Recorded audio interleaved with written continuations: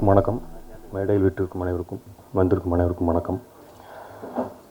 மத யானை கூட்டம் திரைப்படத்தினுடைய இயக்குனர் விக்ரம் சுகுமாரன் அண்ணன் தான் பழக்கம் கூப்பிட்டு.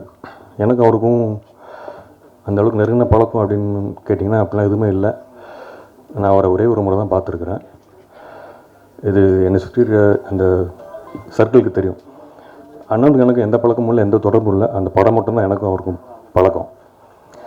அந்த படம் எனக்குள்ளே ஏற்படுத்தின தாக்கம் தான் இந்த புத்தகத்தை எழுதுறதுக்கான ஒரு தூண்டுகோல். மற்ற திரைக்கதை புத்தகங்கள்லேருந்து இந்த புத்தகம் கொஞ்சம் முக்கியத்துவம் பெறணும் அப்படின்றதுக்காகவே ஒரு 6 மாத உழைப்பு, குறைஞ்சது ஒரு 300-400 தடவை இந்த படத்தை பார்த்துருப்போம். வெறும் இந்த படத்தை பார்த்து மட்டுமே ஸ்க்ரீன் டு ஸ்கிரிப்ட் ரிவர்ஸ் குரோனாலஜியில் இந்த புத்தகத்தை எழுதியிருக்கிறோம். முதல் முயற்சி. திரைக்கதை வசனம் மட்டும் இல்லாமல் நாட்டு வரையா, பட்ஜெட் வரையா, ஸ்கெடியூலிங் வரையா எல்லாமே உள்ளே இருக்கும் இந்த புத்தகத்துக்குள்ளே. புத்தகத்தை நீங்கள் வாங்கி பார்த்தீங்கன்னா தெரியும். சொல்வதற்கு ஒன்றுமில்லை, மத யானை கூட்டம் படம் மூலயமாக விக்ரம் சுகுமாரன் என்றைக்குமே நம்ம அந்த படைப்பு மூலயமாக அவர் நிற்பார். படைப்பு பேசி கொண்டே இருக்கும், தலைமுறை தாண்டியும். படைப்பாளி இல்லாவிட்டாலும் படைப்பு பேசும். அதற்கு ஒரு சின்ன ஒரு என்னோட சிறு பங்களிப்பாக அந்த புத்தகம் இருக்கும். வேறு என்ன சொல்கிறதுன்னு தெரில. எல்லாருமே பெரியவங்க இருக்காங்க, அவங்க பேசுவாங்க. புத்தகத்தை பற்றி நீங்கள் வாங்கி படிச்சுட்டு சொல்லுங்கள். 2. மேடையில் வீற்றிருக்கக்கூடிய நமது நண்பர்கள் அனைவருக்கும், எதிரே இருக்கக்கூடிய எல்லா பார்வையாளர்களுக்கும் எனது முதல் வணக்கத்தை தெரிவித்துக் கொள்கிறேன். ஒரு நாள் ஜனநாதன் ஆஃபீஸ்க்கு போயிருந்தேன். அவரும் பூலோகம் கல்யாணம் அவர்களும் உட்காந்துக்கிட்டு இந்த மதியான கூட்டத்தை பார்த்துக்கிட்டு இருந்துட்டு, என்னையாது நீங்கள் சொல்லவே இல்லை இந்த படத்தை பற்றி, பயங்கர கல்ட்டு படம் இது அப்படின்ட்டு என்கிட்ட ரொம்ப விதமாக சொன்னார். உடனே விக்ரம் சுகுமார் அவர்கள் நம்பர் போட்டு உடனே பேச சொன்னேன். ரொம்ப நேரம் நம்ம ஜனநாதன் அவர்கள் அவரோட உரையாற்றினார். அதற்கு பிறகு ரொம்ப நாள் கழித்து இப்போ ஏப்ரல் மாதத்தில் எங்களுடைய நிழல் பதியம் ஃபிலிம் அகாடமியில் விக்ரம் சுகுமார் அவர்களை இந்த படத்தை நீங்கள் பேச வரணும் அப்படின்னு சொன்னேன். எதுக்கு நான் பேச வரணும், படம் போட்டப்போ யாருமே அதை பற்றி பேசவே இல்லை அப்படின்னு ரொம்ப கோவப்பட்டுக்கிட்டார். அப்போ சொன்னேன், உங்கள் படம் அமெரிக்காவில் மிச்சிகன் யூனிவர்சிட்டியில் பாடத்திட்டத்தில் இருக்குது அப்படின்னு சொன்னேன். அப்படியா அப்படின்னாரு. ஆமாங்க அப்படின்னு. உடனே நிஜமாக சொல்கிறீங்களான்னாரு. உடனே அமெரிக்காவுக்கு ஃபோன் பண்ணி சொர்ணவேல் அவர்களை அவரோட பேச வச்சோம். அப்போ அவர் சொன்னார், இந்த படம் ஒரு எத்னோகிராஃபி ஃபிலிம், இன வரைவியல் படம். தமிழில் கிட்டத்தட்ட 6000 படம் வந்திருக்கு. ஆனாலும் இந்த ஒரு படம் தான் ஒரு இன வரைவியல் படமாக இருக்குது அப்படின்னு சொன்னார். அதுக்கப்புறம் என்கிட்ட கேட்டார், இன வரைவியல்னால் என்னங்க அப்படின்னு. உங்கள் படத்தில் நீங்கள் எல்லாம் செஞ்சுருக்கிறீங்க, அதுதான் இன வரைவியல். ஒரு கூட்டத்தினுடைய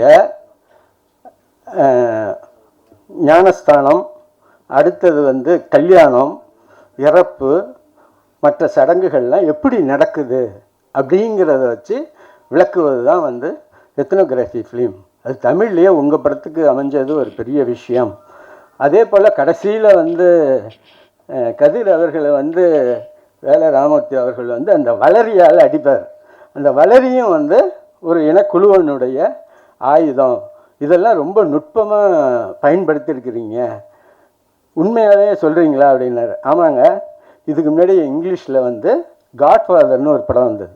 அந்த படம் இத்தாலியிலேருந்து அமெரிக்கா போன ஒரு மாஃபியா கும்பல். அந்த கும்பல் அவங்களுடைய கல்ச்சர் எல்லாத்தையும் விவரித்து வந்தது. அதை தான் முதலாக திரைப்பட ஆய்வாளர்கள் ஒரு எத்னோகிராஃபி ஃபிலிம் அப்படின்னு சொல்லுவாங்க. அதுக்கப்புறம் சிட்டி ஆஃப் காட் அப்படின்னுட்டு ஒரு பிரேசில் படம் வந்தது, நீங்கள்லாம் பார்த்துருப்பீங்க. அதை ஒயிட்ஸ் இருப்பாங்க, பிளாக்ஸ் ஊரை விட்டு வெளியில் இருப்பாங்க. அவங்களுக்கு கல்வி, வேலைவாய்ப்பு எல்லாம் மறுக்கப்பட்டிருக்கும். அவங்க ட்ரக்ஸ் விற்கிறதையே ஒரு கல்ச்சராக மாற்றி ஒரு பெரிய துப்பாக்கி கலாச்சாரம் அவங்க நடந்துக்கிட்டு இருக்கும். இதெல்லாம் அந்த எத்னோகிராஃபி ஃபிலிமில் நிறைய வந்திருக்குங்க. அதில் தமிழில் ஒரு முழுமையாக சொல்லக்கூடிய அளவுக்கு இந்த படம் இருக்குது அப்படின்ட்டு நான் சொன்னேன்னா ரொம்ப மகிழ்ச்சியோடு வந்து கிட்டத்தட்ட ஒரு 3 மணி நேரம் மாணவர்களோட உரையாற்றி அவருக்கு அப்போது தான் ஒரு நம்ம ஏதோ ஒன்று செய்திருக்கிறோம், நான் ஏதோ ஒரு சினிமா தான் செஞ்சுருக்கேன் அப்படின்னு நினச்சேன், ஆனால் அதுக்கு இவ்வளோ ஒரு பெரிய வேல்யூ வரும்னு எனக்கு தெரியாதுங்க அப்படின்னு சொன்னார். அந்த படத்தை பற்றி நாங்கள் அன்னைக்கு முடிச்சுட்டு கிளம்புறப்ப சொன்னார், இந்த படத்தினுடைய ஸ்கிரிப்டை வந்து நீங்கள் கொண்டு வரணும் அப்படின்னு சொன்னார். உடனே சரி, அப்போ எனக்கு வந்து கால் வெளியே இருந்ததுனால ஜீவா பழனிசாமி வந்து நீங்கள் எழுதுங்க அப்படின்னு சொன்னேன். உடனே அவரும் வந்து ஒரு சாதாரண ஸ்கிரிப்ட் மாதிரி இந்த புக்கு இருக்காது.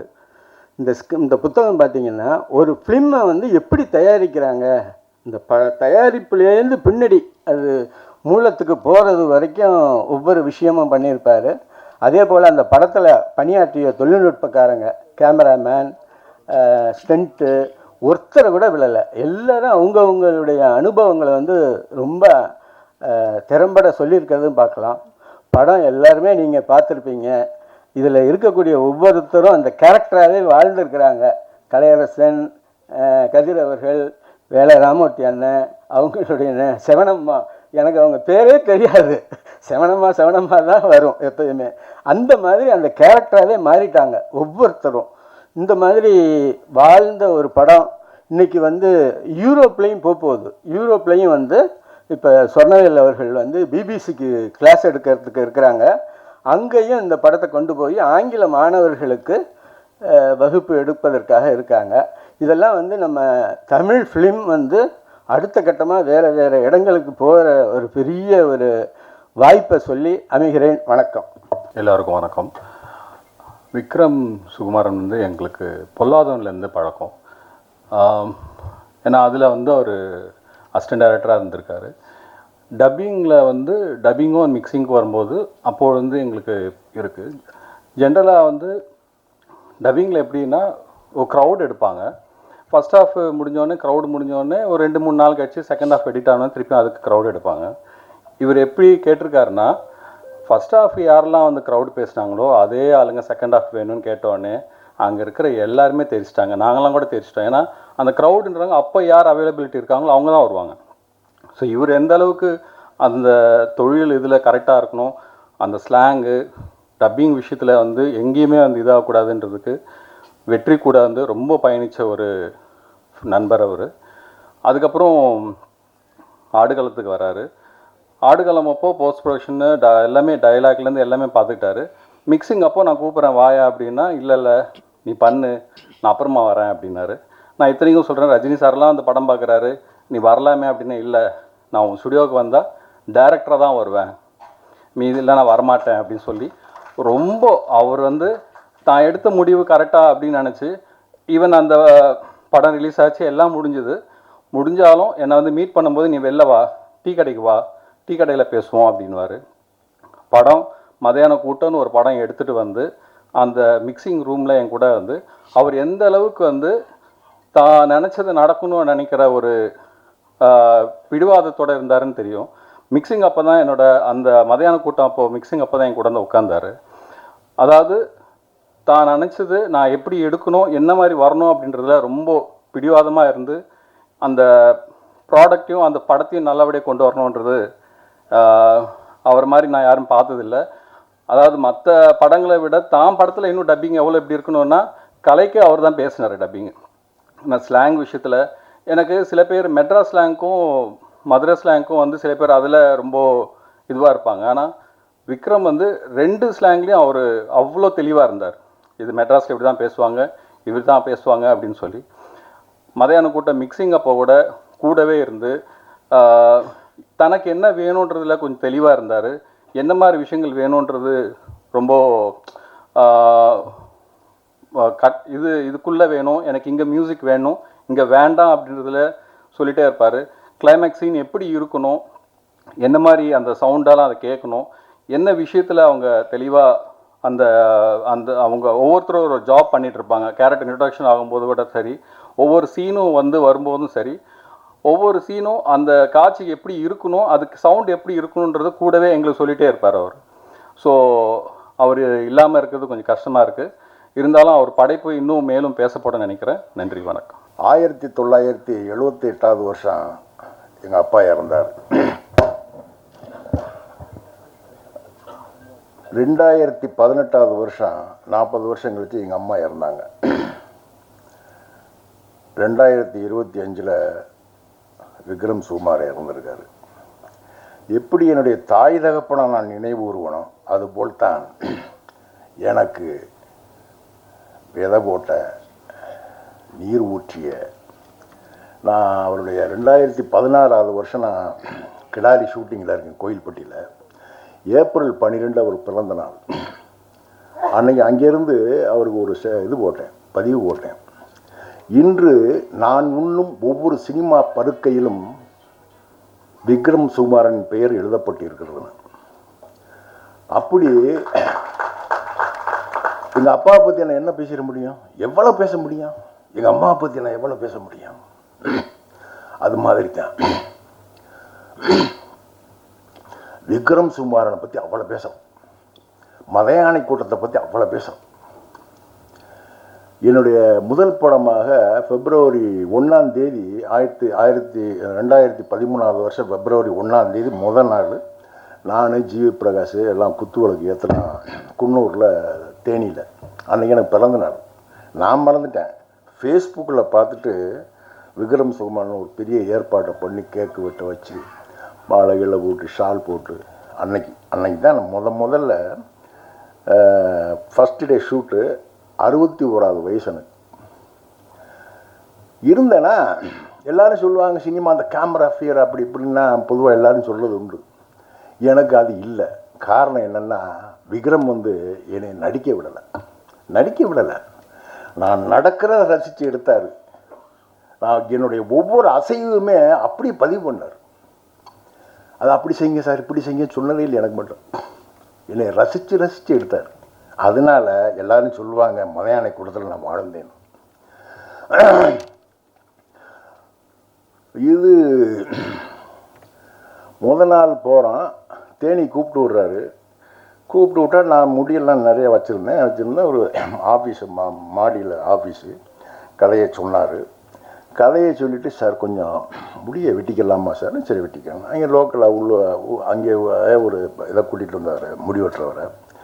நான் இங்கேருந்து சென்னையிலேருந்து போன அனுப்பில் போய் சேரில் உட்காந்து தூங்கிட்டேன். தூங்குனா போட்டு வெட்டிக்கிட்டு இருக்காரு. கடைசியில் நான் தூங்கிட்டே இருக்கேன். அவர் என் காதில் விழுந்துரும்னு இன்னும்னு பின்னாடின்னு சொல்லிக்கிட்டு இருந்தாராம். ஒட்டை அடிச்சிட்டாங்க. முடிஞ்சு சார் பாருங்கள் சார், கண்ணாடியை கொடுத்தா சரி. கண்ணாடியை கொடுத்தா மொட்டை அடிச்சுட்டாங்க. நான் ஏற்கனவே உங்களுக்கு எல்லாருக்கும் நல்லா தெரியும், தமிழ்நாட்டு எழுத்தாளர்களுக்கு வீட்டில் எவ்வளோ மரியாதை இருக்கணும். இல்லை போய் சோழா பையா போட்டு சுற்றிக்கிட்டே அலைகிறாரு. எல்லா வீட்லேயும் எழுத்தாளர்களுக்கு அவ்வளோ மரியாதை. ஏன்னா வருமானம் இல்லை. இப்போ என்னையா இப்படி ஒட்டை வெட்டிவிட்டியா, நான் வீட்டுக்கு போனால் கஞ்சி கிடைக்காதியா அப்படிங்கிறேன். சார் ஃப்ரேமில் பாருங்கள் சார் அப்படிங்கிறார். முடியை வெட்டிட்டு கூட்டிகிட்டு போகிறாரு அந்த குன்னூர். அந்த ஷூட்டுக்கு 2 நாளைக்கு முன்னாடி ஒரு டெஸ்ட் ஷூட் மாதிரி. அங்கே போய் கையில் வேல்கம்பை கொடுத்து அந்த வேட்டியில் கட்ட விட்டு தெருவிலையாக நடந்து வர சொல்கிறார். சொல்ல செய்கிறேன் நான். ஷூட்டை ஆரம்பித்தா 1 நாள் ஆகிருக்கு, 2 நாள் ஆகிருக்கு. அந்த குன்னூரில் ஒரு பெரிய வீட்டில் கீழே ஷூட் போய்கிட்டு இருக்கு. எனக்கு முடிஞ்சு நான் மேலே உட்காந்துருக்கேன். ஒரு ரூமு தனியாக உட்காந்துருக்கேன். யாருமே இல்லை. ஒரு சேர் கிடஞ்சி உட்காந்துருக்கேன். நான் முடிவு பண்ணிவிட்டேன் 2-3 நாளே சினிமா நமக்கு ஒத்து வராது. என்ன இங்கே ஏன்னா இது வேறு மாதிரி இருக்குது, 3 வகையான சாப்பாடை போடுறேன் அப்படின்ட்டு கிளம்பிட வேண்டியதான் அப்படின்னு நானாக முடிவு பண்ணிவிட்டு சேரில் போய் உட்காந்துருக்கேன். தனியாக உட்காந்துருக்கேன். சாயங்காலம் சொல்லிவிட்டு கிளம்பிடுவோம். ஜெமினி கணேசன் சுருகிராஜனும் பண்ண டைரக்டர் இளவரசன் என் மகனாக நடிக்கிறார் அந்த படத்தில். அவர் தச்சியில் மேலே ஏறி வந்தார். என்ன சார் தனியாக உட்காந்துருக்கிய? இல்லை இளவரசு, எனக்கு ஒத்து வரல சினிமா, நான் கிளம்ப போகிறேன். டைரக்டர்கிட்ட சொல்லிட்டு போகிறதா சொல்லாமல் போகிறதா யோசிச்சுக்கிட்டு கேட்டார். அவர் தயங்கி சொன்னார், சார் 20 வருஷத்துக்கு மேலே நாங்கள் சினிமாவில் இருக்கிறோம். இத்தனை வருஷம் இருக்க எங்கேயாவது ஓரஞ்சாரம் தான் நின்றுருக்கோம். உங்களுக்கு இவ்வளோ பெரிய கேரக்டர் கிடச்சிருக்கு சார். மட்டும் படம் முடிஞ்சு வரட்டு சார். நீங்கள் உங்கள் பேர் எங்கே நிற்கும் பாருங்கள் சார். கொஞ்சம் தயவு செய்து கொஞ்சம் பொறுமையாக இருங்க சார் அப்படிங்கிறார். நான் அவர் சொல்கிற அரையும் குறையுமா வாங்கிட்டு என்னடா அப்படின்னு உட்காந்துருக்கேன். என்னமோ தெரியல, அவர் சொன்ன விஷயங்கள் ஏதோ மனசுக்குள்ளே இறங்கி அன்றைக்கி கம்முன்னு உட்காந்துட்டேன். வந்து அவர் போகுது போகுது போகுது போச்சுன்னா வந்து நின்றுச்சு. எல்லாம் பார்த்தோமே, அப்படி கொண்டு நிறுத்திச்சு. நேஷனல் அவார்டு ஃபைனல் ரவுண்டில் ஒன்று நிறுத்தினேன். மலையாளி கூட்டில் அந்த கேரக்டர் கொண்டு நேஷனல் ஃபைனல் ரவுண்டில் இருக்குன்னு டெல்லியிலேருந்து நிருப்பமான ஒரு லேடி ஃபோன் பண்ணுது. 18ஆம் அனௌன்ஸ் பண்ண போகிறோம் அப்படின்னு 16ஆம் ஃபோன் வரும், வெளியே சொல்லிடாது. என்ன எனக்கு இல்லை, டைரக்டருக்கு ப்ரொடியூசருக்கு வந்திருக்குன்னு நினைக்கிறேன். சொல்கிறாங்க 18ஆம் வரப்போகுது, முதல் படம் எடுத்த உடனே நேஷனல் அவார்டு அடித்தா எப்படி இருக்கேன். பார்த்துக்கிட்டே இருக்கேன். டிவியில் ஸ்க்ரோலில் ஒரு மராட்டி நடிகனுக்கு ஓடும் அந்த அவார்டு. ஏதோ பாலிட்டிக்ஸ் பண்ணியிருக்காங்க. இல்லை இப்படி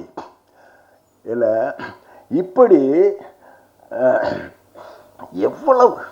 இன்னொன்று, படம் முடிஞ்சு உதய் அங்கே எல்லாம் மிக்சிங் எல்லாம் முடிஞ்சு விக்ரம் கூப்பிட்றாரு, சார் எல்லாம் முடிஞ்சு சார் வந்து படம் பார்க்குறீங்களா சார், போகிறேன். அதேமாதிரி நான் தான் எனக்கு தான் போட்டாருன்னு அப்படி தான் சொன்னார் அவர். போய் உட்காந்துருக்கேன். அவர் உதய் இருந்தார். என்னை மட்டும் உட்கார வச்சு ஓட்டுறாரு படத்தை. ஓடிச்சு படம் பாருங்க, எனக்கு தாங்க முடியல. இன்னொன்று, அந்த கதை எனக்குள்ள உள்ள கதை, என்னுடைய சொந்த கதை மாதிரியான கதை அது. எனக்கும் விக்ரமுக்கும் ஒரே மாதிரியான அனுபவங்கள், அந்த சொந்த வாழ்க்கை அனுபவங்கள் வாச்சிருந்துருக்கு. படம் முடியுது, விஜயம்மா அப்படியே அழுததை பார்த்துட்டு எனக்கு தாங்கலை. வந்து என்ன சார் முடிஞ்சு, நான் அழுதுகிட்டே இருக்கேன்.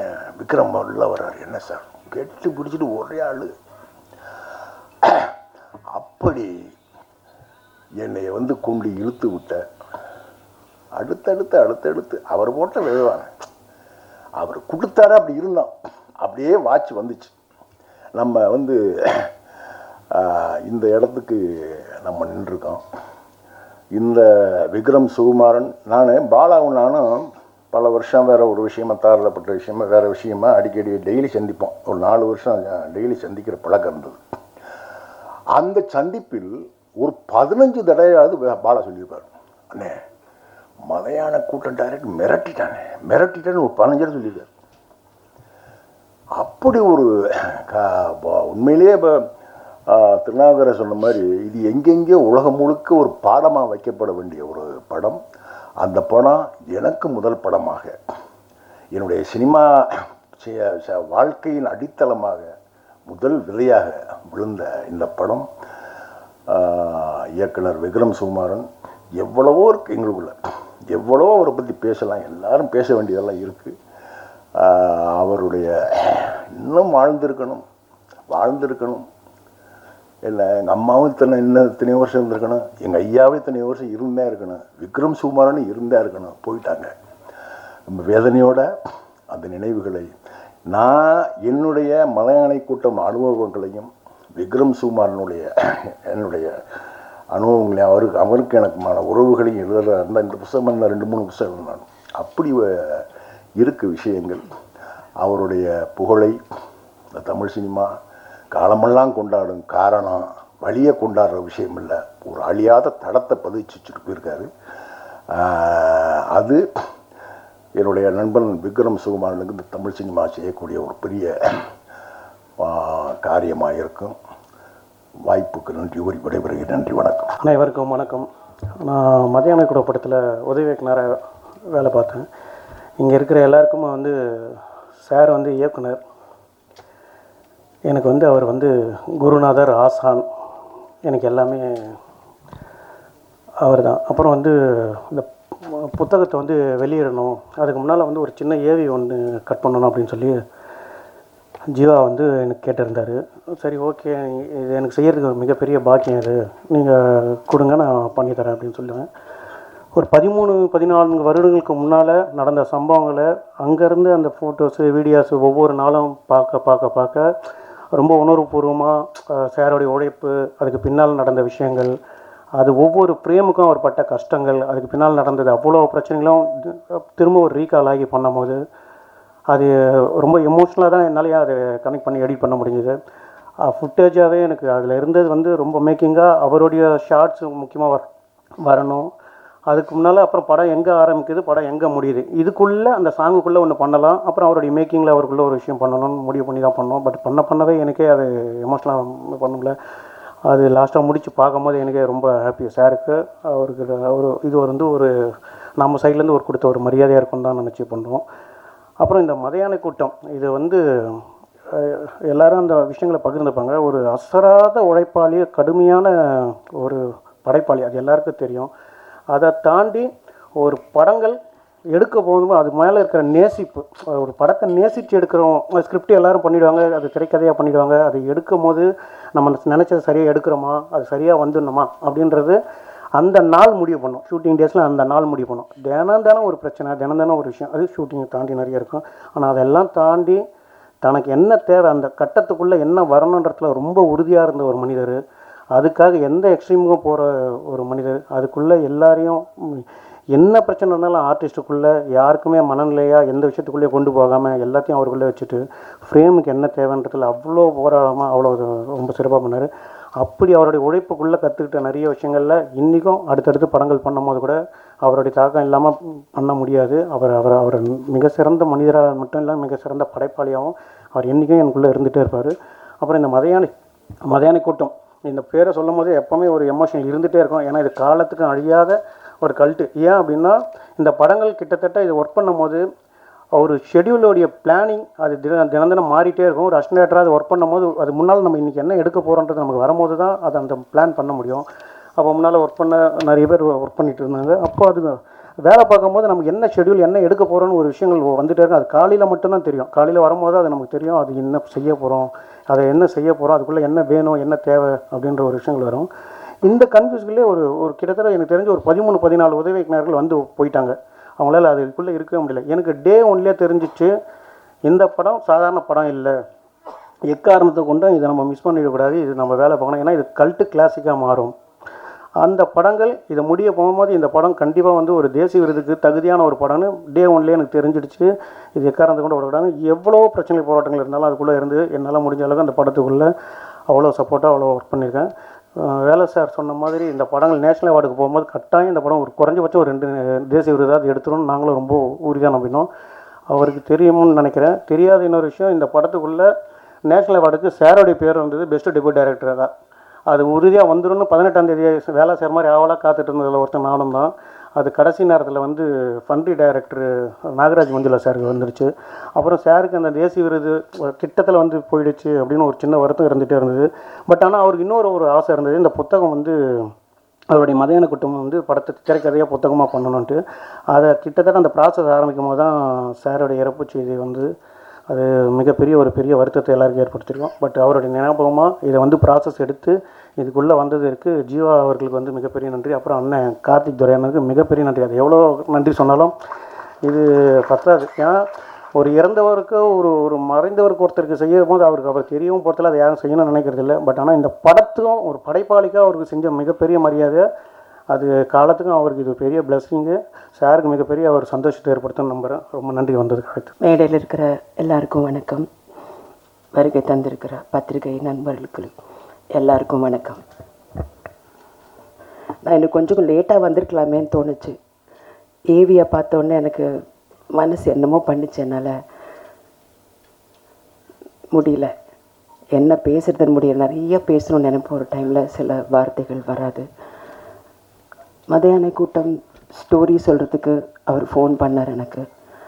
அவர் அப்படியே அந்த கோடம்பாக்கமில் காரில் போயிட்டு இருந்தப்போ ஆரோகணம் போஸ்டர், பெரிய பொட்டு மஞ்சள் பூசின முகம், ஆரோகணம்னு கீழே இருக்கும். அந்த போஸ்டர் பார்த்துட்டு அப்படியே பார்த்துட்டே போனாராம். யார் இவங்க அப்படின்னு நினச்சிட்டு அவர் என்ன தெரியாது அவருக்கு. அப்புறம் சொன்னாங்க போல். அப்புறம் நம்பர் வாங்கிட்டு கதை சொல்கிறதுக்கு வீட்டுக்கு வந்திருந்தார். வந்து உட்காரும் போதே கதை சொல்கிறதுக்கு முன்னாடியே உங்களுக்கு இந்த கதை ரொம்ப பிடிக்கும், பிடிச்சாலும் பிடிக்காட்டாலும் இந்த கேரக்டர் நீங்கள் தான் பண்ணுறீங்க அப்படின்னு சொன்னார். அவ்வளோ உறுதியாக இருந்தார் நான் அந்த கேரக்டர் பண்ணணும் அப்படின்னு. இந்த வார்த்தை சொன்னீங்க சார், நீங்கள் கதையே சொல்லாதீங்க, பரவாயில்ல நான் பண்ணுறேன் அப்படின்னு. சிரிச்சுட்டு சொன்னார், கதையாக சொன்னார். அந்த சொல்கிற அந்த விதம், அந்த கதை சொல்லும்போதே எனக்கு வந்து படம் பார்த்துட்டேன் நான். அப்படி அப்படி ஒரு டெக்னீஷியன் அவர், அப்படி ஒரு இயக்குனர் அவர். கண்டிப்பாக நான் பண்ணுறேன் சார் அப்படின்னு லொக்கேஷனுக்கு போனேன். ஏர்போர்ட்லேருந்து போகும்போது ஒரு ஷர்ட்டு, ஒரு பேண்ட்டு, ஒரு தொப்பி போட்டுட்டு போவோம் இல்லைங்களா, அப்படி போய் இறங்கினேன் தேனியில். ராகுல் தனமான் கேமராமேன், அவரை நான் பார்த்ததில்லை, அவர் என்னை பார்த்ததில்லை. அவர் ஏதோ ஒரு ஆர்டிஸ்ட் பண்ணுவாங்கன்னு சொல்லியிருக்காங்க போல். அவர் பார்த்தோன்னே ஷார்ட் ரெடி பண்ணிட்டு இருந்தாங்க, டெத் சீன் அது. நான் போன உடனே டைரக்டர் சார் என்னை கூட்டின்னு போயிட்டு, இவங்க தான் செவன் அம்மான்னு சொன்னப்போ என்னை பார்த்துட்டு அப்படின்னாராம், இவங்க எப்படி இந்த கேரக்டர் அப்படின்ற மாதிரி. அப்புறம் ஏதோ ஒரு டென்ஷனில் இருந்தார் அவர். நான் கேட்டேன், சார் நான் ஒரு 11:30 12க்கு வந்து சேர்ந்துருந்தாங்க. இந்த டெத்து அந்த இதெல்லாம் நடந்துக்கிட்டு இருந்தது. சார் நான் எப்படி இருக்கணும், எப்படி வரணும் சார், எனக்கு ஐடியா இல்லை, எனக்கு லுக்கு ரெஃபரன்ஸ் ஃபோட்டோ கூட எனக்கு வந்ததில்லை அப்படின்னு. நீங்கள் காஸ்டியூமில் இறங்கிட்டால் நீங்கள் என்னோடய செவனம்மாவை ஆகிடுவீங்க அப்படின்னாரு. அதான் சார் எப்படின்னு சொல்லுங்கள் அப்படின்னா. எரிச்சல் வந்துச்சு போல இருக்கு அவருக்கு. அந்த கூட்டத்தில் உட்காந்து ஒப்பாரிச்சிட்டு இருப்பாங்க ஒரு 10-15 பொம்பளைங்க. நீங்கள் அதில் உட்காந்தா நீங்கள் யாருன்னு தெரியக்கூடாது மேடம், அப்படி வாங்க அப்படின்ட்டாரு. என்னப்பா இப்படி சொல்லிட்டாருன்னு சொல்லிட்டு போன உடனே ட்ரெஸ் எல்லாம் ரெடி பண்ணிவிட்டு அயன் எல்லாம் பண்ணிவிட்டு வச்சுருந்தாங்க. அதெல்லாம் நான் கசக்கி கீழே போட்டு மிதிச்சு எல்லாம் பண்ணி இது போட்டு ப்ரௌன் எல்லாம் பூசிட்டு என்னோடய அசிஸ்டண்ட் கிட்ட சொன்னேன், நான் அங்கே போய் அந்த கூட்டத்தில் உட்காந்துக்கிறேன், அவர் கேட்டப்போ சொல்லு அப்படின்னு. அவர் டைம் பார்த்துட்டு இருந்தாரம்மா, இன்னும் வரலையே. நான்லாம் ரெடி ஆகணுன்னே மின்னல் மாதிரி ரெடி ஆகிடுவேன், 5 நிமிஷத்தில் ரெடி ஆகிடுவேன். போயிட்டு சார் மேடம் ரெடி ஆகி போய் அங்கே ஒரு 15 நிமிஷம் ஆச்சு சார், அங்கே இருக்காங்க பாருங்கள் அப்படின்னா. கூட்டத்தில் பார்த்துட்டு என்ன அப்படியே கேமராமேன் இறங்கி வந்துட்டு எப்படி ட்ரான்ஸ்ஃபார்ம் ஆகுனீங்க அப்படின்னு சொல்லி என்னை ரொம்ப பாராட்டினாங்க. அதெல்லாம் என் காதில் ஒழிச்சிக்கிட்டு இருந்தது இந்த ஏவியை பார்க்கும்போது. சம்டைம்ஸ் டைரக்டர் வந்து வேலா சார் சொன்ன மாதிரி ஒரு ஃப்ரீடம் கொடுத்தாரு நல்லா நடிக்க. அதாவது நடிக்கக்கூடாது, வாழணும் அப்படிங்கிற ஒரு இதில் நீங்கள் என்ன பண்ணுறீங்களோ பண்ணுங்கள் மேடம், எனக்கு எவ்ரிதிங் இஸ் ஓகே அப்படி. நான் ரொம்ப மெனக்கெடுறது லுக்குக்கு நான் மெனக்கெடுவேன் எப்போவுமே. நான் நடிக்கிறது ஒரு 10% தான், 90% வந்து எனக்கு அவுட்லுக் நான் ரெடி பண்ணிப்பேன். அதுதான் ஒரு ஏமாற்றல் நான் பண்ணுறது. ஸோ அப்படி அதுக்கப்புறம் அந்த படம் வந்து நான் தேசிய விருது வரும்ன்ட்டு எதிர்பார்த்தேன். நல்ல படம், ஏன்னா அது கல்ச்சர் பேஸ்ட் சப்ஜெக்ட். உலகத்துக்கு தெரியணும் இப்படி ஒரு கல்ச்சர், இப்படி ஒரு நிகழ்வுகள் எல்லாம் நடக்கக்கூடும் அப்படிங்கிறதெல்லாம் மக்களுக்கு தெரியணும், உலகத்துக்கு தெரியணும். நானும் கேள்விப்பட்டேன் நேஷ்னல் அவார்ட்ஸுக்கு இது போயிருந்தது அப்படின்னு. கண்டிப்பாக இது பெஸ்ட்டு ஃபிலிமாவது வரும், பெஸ்ட் இயக்குனர் காம்படிட்டிவ், பெஸ்ட்டு ஃபிலிமாக இது வந்து இல்லைன்னு சொல்லவே முடியாது, இது கண்டிப்பாக தேர்ந்தெடுப்பாங்கன்னு எதிர்பார்த்து நான் ரொம்ப டிசப்பாயிண்ட் ஆனேன். இன்னைக்கு வந்து எனக்கு ரொம்ப திருப்தியாக இருக்குது. இப்படி எல்லோரும் பேசும்போது சமீப காலத்தில் பாலா சார் வந்து ஒரு ஆடியோ லான்ச்சில் என்னை பற்றி, நான் உங்களோட ரசிகன் மேடம், மதையான கூட்டம் அப்படின்னு சொல்லிட்டு அது சொல்லும்போது எனக்கு கண்ணில் தண்ணி, எனக்கு விக்ரம் சார் தான் எனக்கு ஞாபகம் வந்தார். I was so overwhelmed. அந்த தாய்க்கு அம்மா அன்பு வணக்கம் உங்களுக்கு. இப்படி ஒரு பிள்ளைய பெற்றீங்க, நீங்கள் ரொம்ப பெருமைப்படணும் அப்படின்ட்டு உங்ககிட்ட சொல்லவா, இல்லை இந்த பிள்ளைய தொலைச்சிட்டு பறி கொடுத்து இப்படி உட்காந்துருக்கீங்க ஆறுதல் சொல்லவான்னு எனக்கு புரியல. எனக்கு ஒரு தாயாக நான் இங்கே பேசிகிட்டு இருக்க ஒரு நடிகை விஜய் சந்திரசேகர் கிடையாது. ஒரு தாயாக எனக்கு என்னமோ பண்ணிச்சு அந்த ஏவி பார்க்கும்போது. நான் ஏன்பா வந்தேன், நான் லேட்டாக வந்திருக்கலாமேன்னு தோணுச்சு. I didn't want to see that. அப்படி ஒரு ரொம்ப ஹெவி ஆகிடுச்சு எனக்கு. காலையில் நேற்றுக்குலேருந்து கொஞ்சம் உடம்பு சரியில்லாமல் இருந்தேன், ஒரு ஃப்ளூ நேசல் வாய்ஸோடு இருக்கேன். இப்போது வர முடியாதோன்னு நினச்சேன், ஆம்புலன்ஸ்லாவது போயிடணும் இந்த கூட்டத்துக்கு அப்படின்னு சொல்லிட்டு நான் முடிவு பண்ணிவிட்டு இங்கே I wanted to see all of us. அதில் நடித்த அத்தனை பேர் அங்கே உட்காந்துருக்கோம் பாருங்கள். அவர் மேலே எவ்வளோ அன்பு மரியாதை, எப்படியாவது வந்துடணும்னு சொல்லிட்டு ஒவ்வொருத்தரும் வந்து இங்கே உட்காந்துருக்கிறது பார்க்கும்போது, அவர் உயிரோடு இருக்கும்போது செலிப்ரேட் பண்ணலையே அவரை அப்படிங்கிறது ஒரு கோபமும் வருது. போனதுக்கப்புறம் இப்படி நம்ம வந்து இல்லட்டாலும் எங்களுக்கு வந்து எப்போவுமே அவர் வந்து இஸ் லைக் எல்லாருக்குமே வாழ்க்கை கிடச்சிருக்கு. எனக்கும் மதையான கூட்டம் அப்படின்ட்டு எங்கே போனாலும் அதை பற்றி தான் பேசுகிறாங்க. எஸ்பெஷலி மதுரைக்கெல்லாம் போனால் என்னை வந்து அந்த ஒரு செவனம்மாவே என்னை பார்த்துட்ருக்கேன். என்னை கூப்பிடுறதும் செவனம்மா தான் சார் சொன்ன மாதிரி, நீங்கள் சொன்ன மாதிரி. ஸோ அந்த மாதிரி தான் என்னை வந்து தயார் பண்ணார் அவர். சச் எ ஒண்டர்ஃபுல் டெக்னீஷியன் இருந்திருக்கணும், இன்னமும் நிறைய கனவுகள் இருந்தது. இந்த இது முடித்த உடனே ஒரு ஒரு 7-8 வருஷம் கேப் வந்துச்சு. அதுக்கப்புறம் அந்த வைரமுத்து சாரோட பாடல்கள் ஒன்று பண்ணணும் மேடம், எனக்காக நீங்கள் பண்ணுறீங்களா, மதுரையில் 2 நாள் தான், ரொம்ப பட்ஜெட்டாக பண்ணிகிட்ருக்கோம் அப்படின்னாரு. நான் ஒன்றும் பேசலை, நான் வந்துடுறேங்க, என்னமோ பண்ணுங்க அப்படின்னு சொல்லிட்டு நான் போயிட்டேன். அங்கே உட்காந்து சொல்லிட்டு இருந்தார் என்கிட்ட, அம்மா நான் இன்னும் ஒரு 6 மாதத்தில் நான் ஒரு சப்ஜெக்டோடு வருவேன், உங்களுக்கு நான் தேசிய விருது வாங்கி கொடுக்கணும், அது வாங்கி கொடுக்காம நான் ஓய மாட்டேன்னாரு. அப்போ நான் சொன்னேன், எந்த அவார்டுக்காகவும் நான் எப்போவுமே உழைக்க மாட்டேங்க, நான் உழைக்கிறது ஒரு 2 பேருக்காக. பணம் போட்டு படம் பண்ணுற அந்த தயாரிப்பாளருக்கும், உசுரை கொடுத்து உருவாக்குன அந்த இயக்குனருக்கும், அவங்க 2 பேருக்காக தான் நான் ஒர்க் பண்ணுவேன், எப்போவுமே ஒர்க் பண்ணுவேன். அது போதுங்க எனக்கு. இப்போ நடுவில் பாலா சார் பேசினது, மிஷ்கின் சார் ஒரு தடவை இதை பற்றி பேசினார், இப்படி பேசுகிறாங்க பாருங்கள், அதுதாங்க அவார்ட்ஸ், அதுதான் என்னோடய அவார்ட்ஸ். எத்தனை பேர் ஒவ்வொரு ரிவ்யூவும், நீங்கள் மதியான கூட்டத்தை பற்றி எழுதினவங்க பத்திரிகை நண்பர்களுக்கு எல்லாருக்குமே நான் இன்றைக்கி நிறைய நன்றி சொல்லணும்.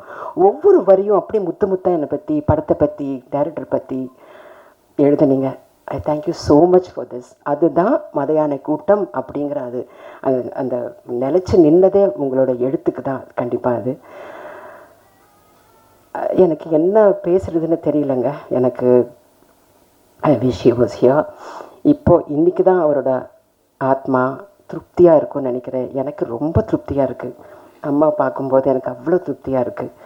அம்மா, we are all there for you. சரிங்களா? பிள்ளைய யாரும் மறக்க மாட்டாங்க. விக்ரம் சுகுமாரன் எப்போ நிலச்சி நிற்பார். மதியான கூட்டம் ஒரு 1000 படங்களுக்கு எடுத்த சமம் அது கண்டிப்பாக அவரோட லைஃப்லேயே. Thank you all so much. அன்புக்கு வணக்கம். எனக்கு வேறு என்ன பேசுகிறதுன்னு தெரியல. நன்றி. தேங்க்யூ. எல்லாருக்கும் வணக்கம்.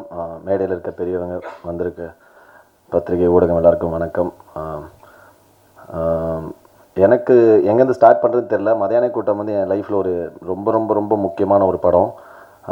ஃபஸ்ட்டு கார்த்திக் அண்ணாவுக்கு ரொம்ப நன்றி, இந்த மாதிரி ஒரு மீட்டை அரேஞ்ச் பண்ணதுக்கு. நிறைய விஷயம் இருக்குது மதியான கூட்டமில். வேலராமூர்த்தி சார் சொன்ன மாதிரி அவருக்கு அது முதல் படம். நான் அதுக்கு முன்னாடி நான் மதியான கூட்டம் உள்ளே போனதே ஒரு பெரிய கதை. ஏன்னா விக்ரம் சார் எவ்வளோ பர்ஃபெக்ஷனிஸ்ட்டுன்னு எல்லாருக்கும் தெரியும். நான் முகமுடின்ற ஒரு படம் முடிச்சுட்டு திரும்ப ஒரு ஆஃபீஸாக போய் ஃபோட்டோ கொடுத்துட்டு இருக்கும்போது யதார்த்தமாக மதியான கூட்டம் ஆஃபீஸ் போய் ஃபோட்டோ கொடுக்குறேன். அப்போ ஆல்ரெடி சில நபர்கள் அசிஸ்டன்ட் டைரக்டர்ஸ் மட்டும் இங்கே இருந்தாங்க. டைரக்ஷன் டீம்லாம் தேனி போயிட்டாங்கன்னு நினைக்கிறேன். அப்போ ஃபோட்டோ வாங்கிட்டு, இப்போ நல்ல கண்டுப்பா, இந்த படத்தில் ஒரு மாதிரி கேரக்டர் இருந்தது பூலோகராசான்னு, பட் ஆனால் அது ஆள் செலக்ட் பண்ணிட்டோம், நெக்ஸ்ட் ஏதாவது படம் தான் சொல்கிறோம். சரி ஓகே நான் வந்துட்டேன். அதுக்கப்புறம் இப்போ இந்த முயற்சி பண்ணுற காலங்களில் நம்ம தாடி வச்சுட்டு ஒரு ஆடிஷன் போவாங்க. போனால் தாடி இல்லைனா நீ தான்ப்பா இந்த கேரக்டர்னாங்க. சார் உடனே போய் ஷேவ் பண்ணிட்டு வருவோம், செட் ஆகாதுன்னு அனுப்பிச்சிருவாங்க. திரும்ப போயிட்டு ஒரு கேரக்டர் போனால், தம்பி என்ன இந்த ஃபோட்டோ தாடி இருக்கு, இப்போ நீ தாடி இல்லைனா, இல்லை எடுத்துட்டேன் சார், இது தாடி இருந்தால் நீ தான்ப்பா நடிச்சிருப்பா அப்படின்வாங்க. ஸோ அந்த மாதிரி இருக்கும்போது ஒரு கதையில் நான் திடீர்னு ஷேவ் பண்ணுனாங்க, நிறைய தாடி வச்சுருந்தேன். அப்போ இந்த மதியான கூட்டம் முடிச்சுட்டு வந்தோடனே, நீ தாடி இருக்கும்போது மட்டும் எங்களுக்கு ஒரு வார்த்தை கேளுப்பான்னு சொல்லி அனுப்பிச்சிருந்தாங்க. சரின்ட்டு நான் பைக்கில் போயிட்டுருக்கேன். ஒரு ஆஃபீஸில் போனால், நீங்கள் ஷேவ் பண்ணணும்பா, உடனே ஒரு லுக் டெஸ்ட் பண்ணணும் அப்படின்னா வேறு ஒரு படத்துக்கு. அப்போ உடனே நான் ஃபோன் பண்ணி சக்தி அண்ணா அப்புறம் விருமாண்டி அண்ணா 2 பேர்கிட்ட தான் நான் பேசுவேன். தொடர்ந்து டச்சில் நானே என்னென்ன ஆச்சு அந்த ரோல் இருக்குமானே அப்படின்னு. அப்போ பேசும்போது சொன்னார், கலை அநேகமாக நீங்கள் தாடி எடுத்துருங்க, தேவைப்படாது, நம்ம அடுத்த படம் பார்த்துக்கலாம்னு சொல்லி அனுப்பிச்சிட்டாங்க. சரி நான் ஓகேனான்னு சொல்லிட்டு நான் போயிட்டுருக்கேன் தாடி எடுக்கிறது. உடனே திரும்ப கால் நான் பைக்கில் இறங்கிட்டு ஃபோன் எடுத்து பார்த்தா 4-5 மிஸ் கால் சொல்லுங்கண்ணா அப்படின்னா, தாடி எடுத்துட்டிங்களாண்ணா? இல்லைண்ணா. எடுத்துடாதீங்க, உடனே கிளம்பி வாங்கினா. தோணை ஒரு 10 நிமிஷம் ஆஃபீஸர். இல்லை தேனி கிளம்பி வாங்க அப்படின்னாங்க. இல்லை எதுக்குண்ணா? இல்லை நீங்கள் வாங்க நாங்கள் சொல்கிறோம். அப்புறம் நைட்டாக நான் தேனிக்கு போனேன். ஸோ தப்பு நான் ஜென்ரலாக போய்ட்டு டீ குடிக்கிற அந்த கடையில் போய்ட்டு அந்த சேட்டா கிட்ட காசை வாங்கிட்டு தான் போனேன். பஸ்ஸுக்கு போய் அங்கே இறங்கினேன். நான் என் கேரக்டருக்காக ஆல்ரெடி நடிக்க வந்த ஒருத்தர் அன்றைக்கி ஊருக்கு கிளம்புறாரு. ஸோ நான் அந்த கேரக்டர் நடிக்கிறதுக்கு அவ்வளோ ஒரு தேடுதல் இருந்துகிட்டே இருந்திருக்கு. நிறைய பேர் வந்துட்டு போயிருக்காங்க. ஏதோ சூழ்நிலையால் ஒரு நடிக்க வந்தவர் நடிக்க முடியாமல் போச்சு. அப்போது இந்த கேரக்டருக்காக யாரெல்லாம் ஆடிஷன் பண்ணோம் அப்படின்ட்டு ஒருத்தராக பார்க்கும்போது அதில் நான் அன்றைக்கி போய் நான் 5வது அளவு 6வது அளவுன்னு நினைக்கிறேன் போனேன், இறங்கினேன். அப்புறம் விக்ரம் சார் வந்தார். விக்ரம் சார் பார்க்குற பார்வையே கொஞ்சம் பயமாக இருக்கும். எனக்கு தெரிஞ்ச மதியான கூட்டங்கள் அதிகமாக திட்டுவாங்கிறது நானாக தான் இருப்பேன். ஏன்னா பர்ஃபார்மன்ஸ்க்காக டேக் போகிறத விட அந்த ஸ்லாங்க்காக எப்பப்பா பூலகராசா மெட்ராஸுக்கு போனார் அப்படின்வார். அது மாதிரி நிறைய ஸ்லாங்காக டேக் போயிட்டே இருக்கும். அதே மாதிரி பூலோகராசன் தான் நான் சக்தியான கிட்ட சொல்லிட்டு இருந்தேன், பூலோகராசான்னு சொன்னாலே நான் பதட்டமாவேன் அந்த படத்தில். பட் ஆனால் எனக்கு ஒரு ஆக்டராக என்னை மோல்ட் பண்ணது எனக்கு மதியான கூட்டம் ரொம்ப ரொம்ப முக்கியமான ஒரு படம். ஏன்னா வந்து நான் உண்மையாகவே சென்னையை விட்டு வெளில போனதே கிடையாது. நான் வந்து ஃபுல் அண்ட் ஃபுல் ப்ராப்பர் சென்னையிலே வளர்ந்த பையன், பிறந்து வந்தது. அப்பா திருவெற்றியூர், அம்மா மீஞ்சூர். ஸோ இங்கே இருந்து அப்போ தான் நான் ஃபஸ்ட் டைம் ஒரு ஊரை விட்டு வெளில போயிட்டு இந்த மாதிரி. அப்போ முன்னாடி சின்ன சின்ன கேரக்டர்ஸ்க்கு அர்ஜுன் கதைன்னு ஒரு படத்துக்கு மதுரை போயிட்டு வந்து ஒரு 10 நாள் அந்த மாதிரி போயிட்டு வந்து ஒரு ரொம்ப நாள் போய் நான் வெளியூரில் தங்கின படமே மதியான கூட்டம் தான். ஒரே வீட்டில் வேறு தங்கியிருந்தப்போ கதிர் எல்லாருமே நாங்கள் வந்து ஒரு வீடு எடுத்து தனியாக ஒரு 15-16 பேர் தங்கியிருப்போம். ஸோ எனக்கு எல்லாமே புதுசாக இருந்தது. அந்த கல்ச்சர், அந்த கேரக்டர், அந்த லைஃபு. நாங்கள் விஜயகுமார்லாம் ஒருத்தர் அவங்க கூட பைக்கில் போயிட்டே இருப்பேன். அவனுக்கே ஒரு நாளைக்கு எனக்கு தெரிஞ்சு 1500-2000 தான் சம்பளம். திடீர்னு ஒரு நாள் வரும், பைக்கில் போயிட்டு விசேஷ வீடு எடுப்பா அப்படின்வான். அந்த 3வது 4வது வீடு என்னன்னா போவான், நோட்டு வாங்கி வாங்க, நான் ஒரு 10,000 சம்பளத்தையும் எழுதும். யோ என்ன மொத்தமாக எழுத யார் வீடு தெரியாதுப்பா, சொந்தக்காரங்க, ஸோ விசேஷம் வச்சுருக்காங்க எழுதணும் அப்படின்வான். அதாவது தான் சம்பாரிச்ச அந்த அவர் சம்பளமே கம்மி தான், தான் சம்பாரிச்ச மொத்தத்தையும் எழுதிட்டு அங்கே போய் அவர் மொய்யா அதை எழுதிட்டு வருவார். அதெல்லாம் எனக்கு ரொம்ப புதுசாக இருந்தது. அவங்க அந்த ரிலேஷன்ஷிப்பை அந்த இதை வந்து வேல்யூ பண்ணுற அந்த படத்துலையுமே நாங்கள் ஃபஸ்ட்டு அந்த டெத்து சீன் தான் ஆரம்பித்தோம். அந்த டெத்து வந்து எவ்வளோ டீட்டெயில்டாக பண்ணுறாங்க அப்படின்றதுலாம் பயங்கரமான ஒரு லேர்னிங்காக இருந்தது. ஒரு ஆக்டரை நம்ம மோல்ட் பண்ணிக்கிறதுக்கு விக்ரம் சாரோட ஒரு விஷயம், ஒரு சீனுக்கும் ஒரு 3 ஆப்ஷன் 4 ஆப்ஷன் நடித்து காட்டுவார்.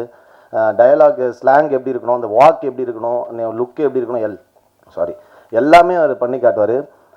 நான் வேளாராமூர்த்தி சார் எல்லாம் நாங்கள் உட்காந்து ரொம்ப நேரம் பேசிகிட்டே இருப்போம். அவரோட அப்போ வேளாராமூர்த்தி சாரோட கதைகள் அவரோட லைஃப்பில் நடந்த விஷயங்கள்லாம் சொல்லும்போது பயங்கர இன்ஸ்பைரிங்காகவும் பயங்கர எக்ஸ்பீரியன்ஸாக வந்தது. Thank you sir. அம்மா கதிர், அதுக்கப்புறம் எல்லாருமே தங்கச்சி கேட்டுறாது. அந்த ஊர்லேயே நாங்கள் வந்து மதியான கூட்டம் ஷூட்டே வந்து ஒரு ப்ராப்பர் ஃபிலிம் ஷூட் அந்த மாதிரி இருக்காது. ஒரு இந்த கொரில்லா கேம் கான்செப்ட் மாதிரி ஒரு ஹிடன் கேமரா மாதிரி அப்படி வச்சுட்டு அந்தந்த கேரக்டரை பர்ஃபார்ம் பண்ண விட்டு அது ரொம்ப ஃப்ரீயாக ஸ்பேஸ் கொடுத்து, பட் ஆனால் ரொம்ப பர்ஃபெக்டாக அது வந்து எத்தனை டேக் பண்ணாலும் அது வரணுன்றதுக்காக பயங்கரமாக தான் நினச்ச ஒரு விஷயம் அந்த ஃப்ரேமில் வந்துணுன்றதுக்காக 200% வந்து விக்ரம் சார் ஃபைட் பண்ணிட்டே இருப்பார். அதில் எனக்கு தெரிஞ்சு ரொம்ப சந்தோஷமான விஷயம், நான் மதியான கூட்டமில் ஒரு சின்ன பார்ட்டாக இருந்தேன்றது. சக்தி அண்ணன், இளவரசன் அண்ணன், விருமாண்டி அண்ணன், இந்த மாதிரி அந்த ஒரு படமே எனக்கு ஒரு பெரிய சினிமாவில், ஏன்னா நம்ம ஒரு சின்ன ஸ்பேஸ் கிடைக்குமா, ஒரு டைலாக் பேசிட முடியுமான்னு சுற்றிட்டு இருந்த காலத்தில் நமக்கு அந்த மாதிரி ஒரு கேரக்டர் அமைஞ்சது வந்து ரொம்ப சூப்பரான விஷயம். கட் பண்ணிட்டு உடனே அப்படியே வந்தால் இங்கே வந்து, ஏன்னா நான் மதியான கூட்டம் பண்ணிட்டு இங்கே வரேன். இங்கே வந்தால் மெட்ராஸ்னு ஒரு படம், அப்படியே மெட்ராஸ் ஸ்லாங். நான் மதியான கூட்டம் லுக்கில் தான் மெட்ராஸ் லுக் டெஸ்ட்டே பண்ணேன், மொட்டை அடிச்சுட்டு. ஸோ அப்போ முடிஞ்சோடனே மெட்ராஸ் முடிச்சு. ஸோ இந்த மாதிரி ஒரு மதுரை, ஒரு தேனி மாவட்டத்திலேருந்து அந்த மாதிரி ஒரு கல்ச்சரில் வந்த ஒரு படமும், மெட்ராஸ் மாதிரி வந்த படமும் உடனே எனக்கு ஒரு நல்ல பேர் கொடுத்து 2 படமும். ஸோ அதனால் லைஃப்பில் நான் விக்ரம் சாருக்கு வந்து நான் இந்த சினிமாவில் இருக்கிற வரையும், உயிரோடு இருக்கிற வரையும் அந்த நன்றி எனக்கு இருக்கும். Thank you Vikram sir. கண்டிப்பாக நிறைய எக்ஸ்பீரியன்ஸ் இருக்குது மதியான கூட்டமில், இன்னும் வரவங்க நிறைய சொல்லுவாங்க. எப்போவுமே ஒரு சினிமான்றது வந்து எத்தனை வருஷம் ஆனாலும் அதை கண்டிப்பாக அது இருக்கும், அந்த படைப்பு வந்து என்றைக்குமே அழியாது. ஸோ அதுக்கு ஒரு எக்ஸாம்பிள் தான் இது. இப்போ விக்ரம் சார் நம்மளோட இல்லைனாலுமே மதியான கூட்டம்ன்ற படம் இன்னும் ஒரு 100-200 வருஷம் ஆனாலும் இங்கே ஒரு லைப்ரரி மாதிரி அந்த படம் நியூ ஃபிலிம் மேக்கர்ஸ்க்கு ஒரு எப்படி ஒரு ஸ்டோரி டெல்லிங் வந்து எவ்வளோ இன்ட்ரெஸ்டிங்காக பண்ணணும், ஒரு ஸ்க்ரீன் ப்ளே, ஒரு டெத்தில் ஒரு படம் ஆரம்பித்து ஒரு பல ஸ்க்ரீன் ப்ளே பல இடங்கள் போய்ட்டு திரும்ப அந்த டெத்லேயே அந்த இன்ட்ரோல் பிளாக் வரும், அதெல்லாம் பயங்கர ஃபேசினேட்டிங்காக இருக்கும். ஸோ தேங்க்யூ எவ்ரி ஒன், ரொம்ப சந்தோஷம், நன்றி. இங்கே வருகை தந்திருக்கும் அனைவருக்கும் மாலை வணக்கத்தோட நன்றியை தெரிவிச்சுக்கிறேன். இந்த படம் வந்து எனக்கு லைஃப்பில் ஒரு பெரிய பேர் வாங்கி கொடுத்த படம். மதுரை சைடெல்லாம் போனால் உங்கள் சாங் இல்லாமல் இங்கே கல்யாணம் நடக்கிறதில்ல அப்படின்லாம் சொல்லும்போது ஒரு மாதிரி பூரிப்பாக இருக்கும். சாரோட ஒர்க் பண்ணது வந்து ஒரு பெரிய எக்ஸ்பீரியன்ஸாக இருந்தது. சார் ஒரு பேட்டியில் சொல்லியிருந்தாங்க, இந்த படத்தில் வந்து எனக்கு ஒரு சோப்படவா கூட கிடைக்கல அப்படின்னு ரொம்ப ஆதங்கமாக சொல்லியிருந்தார். ஆனால் இன்றைக்கி இந்த புத்தகம் மூலியமாக இனிமேல் வரக்கூடிய கலைஞர்களுக்கு எல்லாருக்கும் ஒரு அடித்தளம் போட்டு போயிருக்காரு அப்படின்னு நினைக்கும்போது ரொம்ப ரொம்ப ரொம்ப பெருமையாகவும் சந்தோஷமாகவும் இருக்குது. கண்டிப்பாக சாரோட ஆத்மா வந்து சாந்தி அடையும். எங்கள் படத்தோட பாடலில் ஒரு லைன் வரும், மதியான கூட்டத்துக்கு மரியாதை செலுத்துகிறோம். உண்மையாகவே இந்த மதியான கூட்டத்துக்கு மரியாதை செலுத்துறதுக்காக இவ்வளோ பேர் வந்தது நினைக்கவும் ரொம்ப சந்தோஷமாக இருக்குது. அம்மா நாங்கள்லாம் இருக்கோம், நீங்கள் ஒன்றும் கவலைப்படாதீங்க. வாய்ப்பளித்த எல்லாருக்கும் ரொம்ப நன்றி. தேங்க்யூ.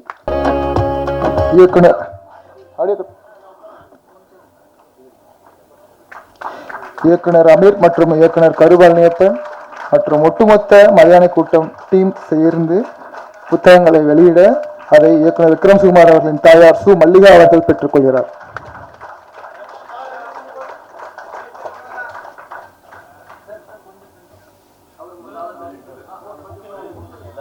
எல்லாருக்கும் பார்த்து